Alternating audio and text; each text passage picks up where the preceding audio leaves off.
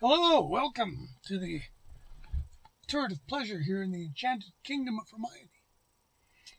I'm the Lord Chamberlain of the Enchanted Kingdom, Zip Gun, and I'm your host for today, as always.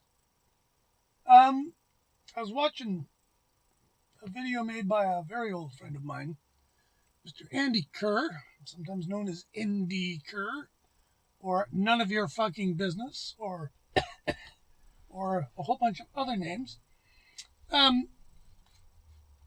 Made his name, I suppose you would say, in the great band No Means No. But prior to that, he was in a band called The Infamous Scientist, which is, I think, when I met him. And we've been friends forever. Anyway, his band No Means No has quite a following, and they were known for their unique sound.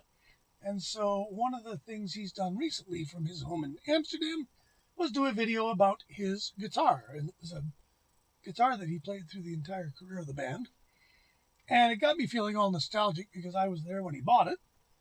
And it got me thinking I should do one about my guitar. Now, my guitar, Andy, like almost everybody, has owned more than one guitar. But during the point he was in No Means No, he really did use this one guitar for almost everything. Certainly 90% of the recording and all of the live stuff, unless he broke a string, and then there were other guitars. But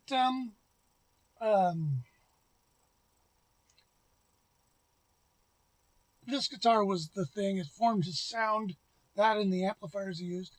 Anyway, great little video he made. It got me all feeling nostalgic, so I figured I should explain about me and my guitar.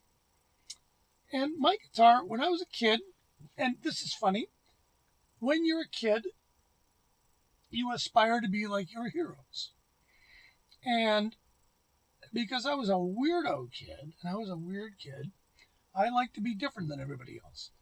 And so it became pretty apparent by the time rock music was really flowering that there were Les Pauls, there were Stratocasters, there were Telecasters, there were SGs, and then there was sort of everything else.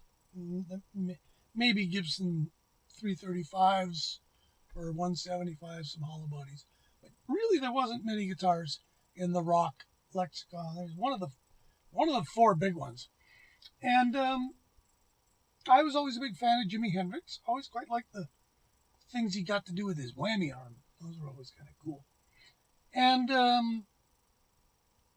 but then I got into fusion music in 1971, and I started to discover these rock/jazz people, many of whom were guitar players, many of whom I really got to like.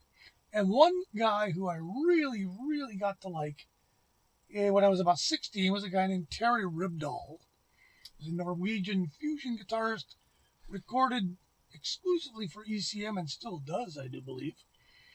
And this guy back in the day made some pretty good adventurous jazz rock fusion based largely on his guitar. He was a guitarist.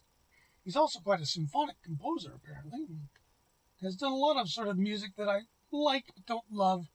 But back in the day when he was doing his more rocky stuff, he had a band. And this band did a record called Odyssey. And I think they even called it the Odyssey Band. And I bought this record when it came out, and I flipped for it. I just love this record. And I just love the way he played on it. I wanted to be this guy. And like every 15, 16-year-old, I wanted to play, just like my hero. Is there any notes on this? August 75. So this would have been 76, I think, because these records took a year to come out. So I would have been, I would have been like 17-ish.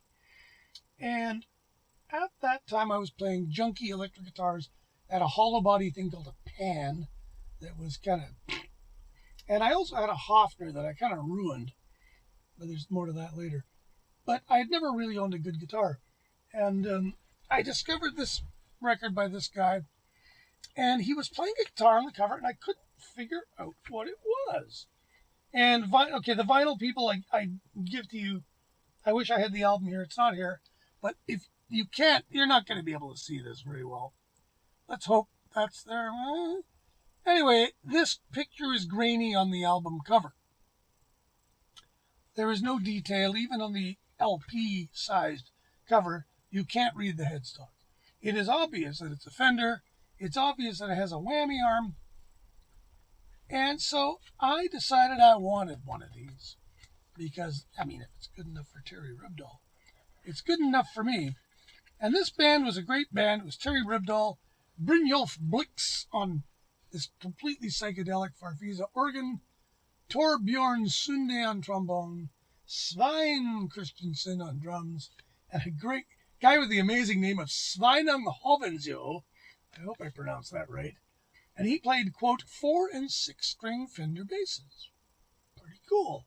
Some of this stuff kicks. A lot of it sounds like Miles from the same era. At any rate, I went looking for one of these guitars. And I went to my good old friend, rest in peace, John Mears, who used to run Soft Sounds.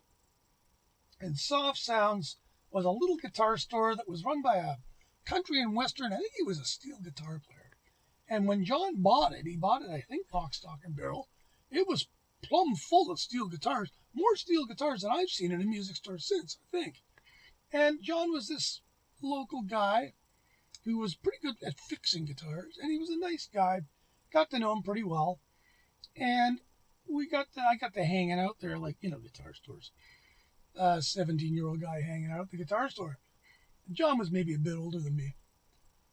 And I told him I was looking for one of those Fender. It's not a Strat.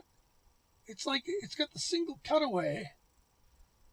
And it's got a whammy arm, and it's got 3 pickups. And he's like, single cutaway? Well, no.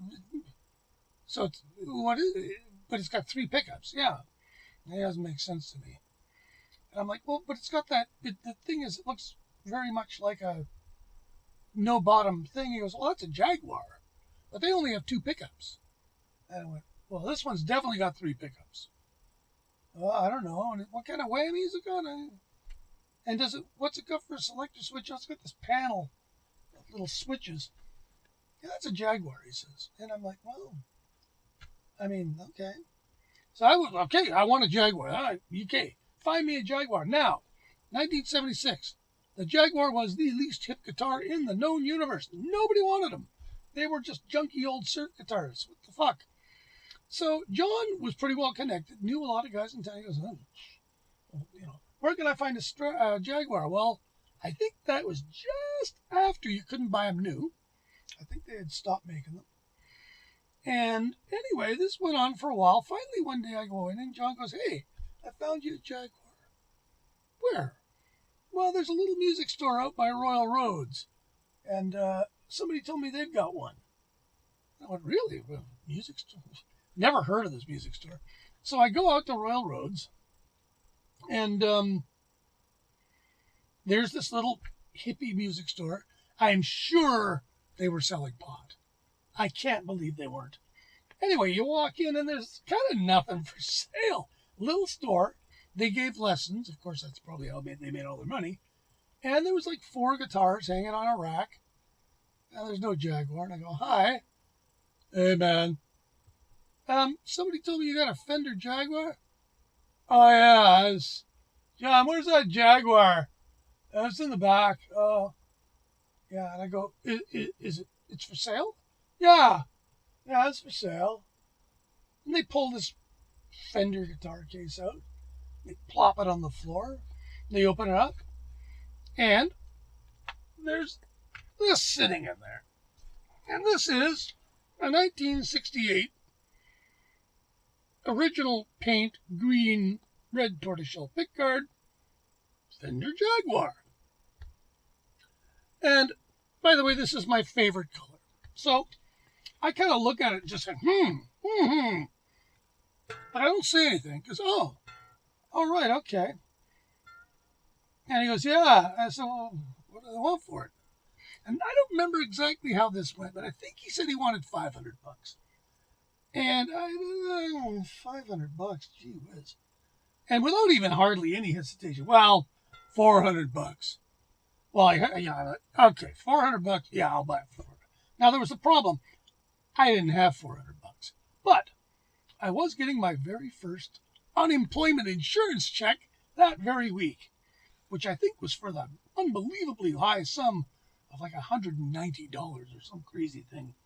So I said to the guy, tell you what, can I put a deposit on it? I think I put 20 bucks on it. I'll come and give you 150 bucks next week and 100, and I forget how I got around doing it that way. The next time I went, I had all the money. And I bought it for 400 bucks. Now, this is kind of a not very common Jag. I'm going to move you.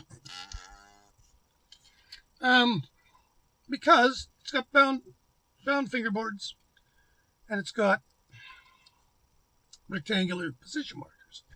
This also, the Adept will notice, is not sporting original frets. These were put on by John Mears far after the fact. And they're a little bit fatter, and I like them a lot better. You really dig into the note. Now, the thing about the Jaguar, and I bought this thing, and it was much better than any guitar I ever owned. But it was really quirky and weird. It was a completely different scale, 24-inch scale. It is a very, very microphonic guitar. And when I say microphonic, I mean it's like a microphone. Unlike other guitars, and nobody ever makes this point when talking about the Jaguar. There's a whole lot of Jaguars out there that aren't really Jaguars. They're just Jaguar-shaped guitars. In my world, in order for it to really be a Jaguar, it needs to have this bridge arrangement. Now, this bridge goes into two little metal wells that are in the body that end in points. And at the bottom of this bridge is these are adjustable with these two little holes with Allen keys. And these go to little feet that are threaded at the top, or have an Allen key thing at the top, and they're threaded so you can raise or lower the bridge. And then these are like pointed on the bottom. So all the energy of the guitar, of the strings, are going through this bridge down to literally needle points. They go into literally needle point sized seats in the bottom of the guitar. That's where all your sustain comes from. All of it. Every vibration transmitted from the strings to the body is going through this minuscule amount of space of steel. And then the pickups pick this up. So this is like a banjo almost. And it took me a long time to figure out how to play this guitar. For starters, the bridges drive everybody nuts. The strings pop out. After you get so you can make it work. I don't know how else I can say it. I still have a problem with this popping out at the nut. I got to do some about that.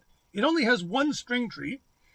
Now, I've modified this guitar in two unbelievably subtle but very important ways that literally I have to do this to any Jaguar I ever plan to play. I bought another one just like this, Japanese, to tour with because this is, now it's worth money apparently.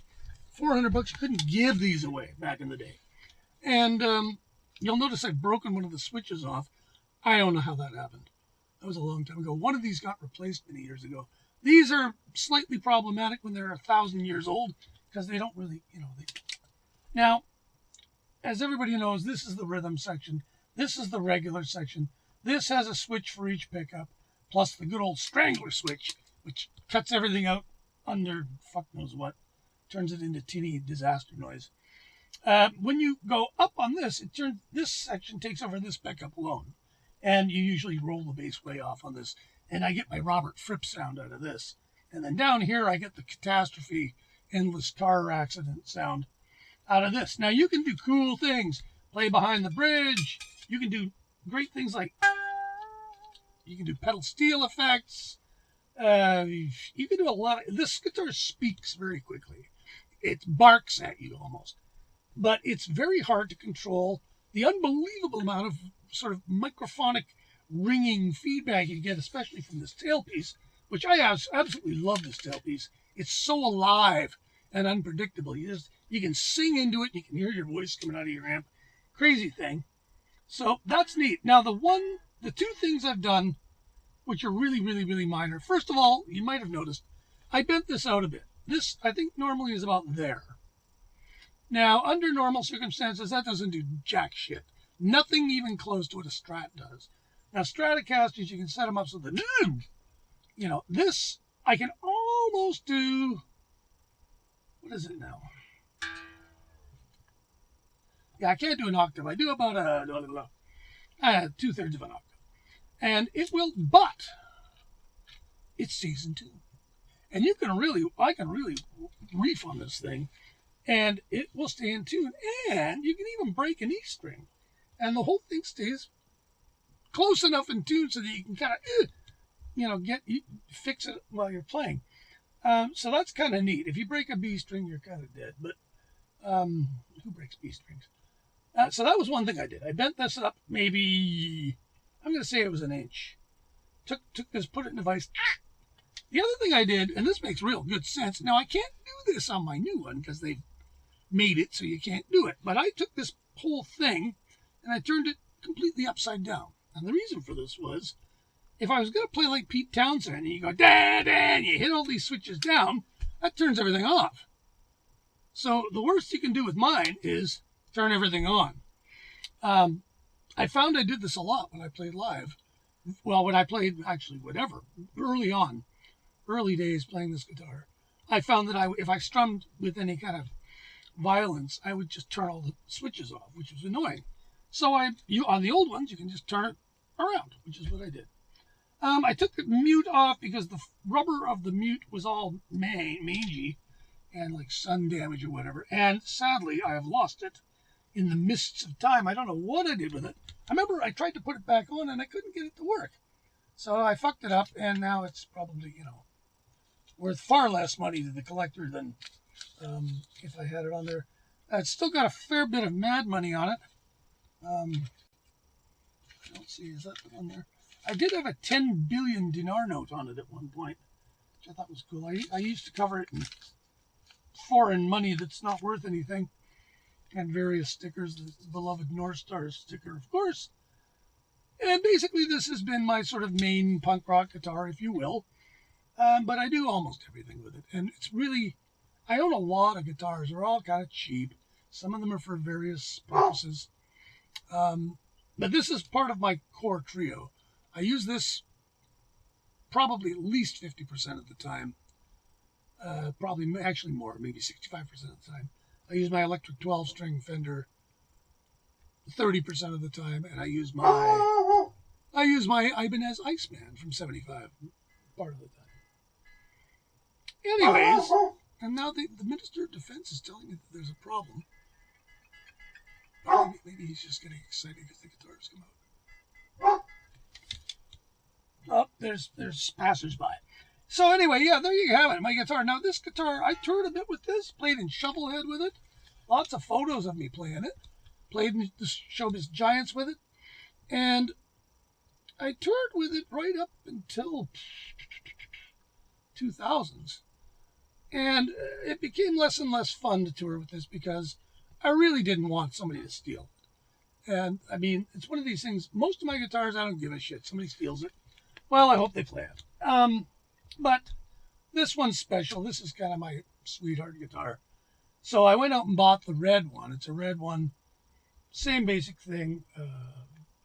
Position markers are the same, blah, blah, blah. But it's a new Japanese one. Does it sound completely different? Oh, yeah. Nice new pickups. These pickups are old and worn out, and they're mellow. And I really like this whole thing. Stays in tune pretty damn well. And it speaks. It's like my voice is in this guitar. And I have a voice in my other guitars, but they're slightly different voices, funnily enough. My voice on the Iceman is quite different than this. And actually, the way I come out of the electric 12-string is probably similar to this guy. But it's a lovely old guitar. It was completely lonely and unloved when I bought it. Nobody wanted these. And it has a very honest, earned patina. That's all my wear. And I'm not a particularly sweaty guy. Now, if I lent this guitar to Tool and McNeil, it'd have no finish on the back of it in a week. But he's only played this guitar, I think, twice, which is probably why that's there. Yeah, it could use a real tune-up, I'm sure. It's noisier than noisy, as of all these old Fender single coil guitars are noisy. But that's why you buy a volume pedal.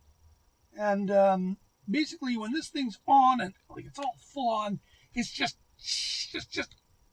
it's like you've lit the fuse, and there's no fooling around with this guitar. You're on fire, and I really like it that way. So yeah, and it's like I say, still my main. Still, I play it more than anything, and I probably do. I hate to say this because it sounds like I'm boasting, but I probably have 30 guitars somewhere. Most of them are cheap stuff, but whatever. Anyway, there you go. Kittens are looking good. Thanks for watching. I'm meant to do that, so I've done it. And maybe I'll talk about the other guitars someday. But this one I want to get out of the way just because it's my baby. Don't forget to subscribe and like and all that stuff. And we'll get back at you later when we find some more CDs or records or guitars or who knows what. God. Anyway, take it easy. We'll talk to you later.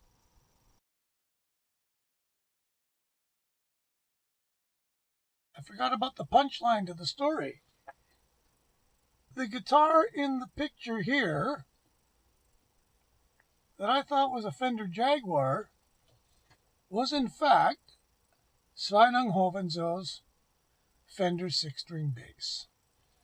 Terry Ribdell never played a Jaguar. He played a Stratocaster. I never knew that. But I bought the Jaguar. I only found out he played a Strat when I went to see him at the ECM Festival of Music in 1975 in Vancouver. There you go.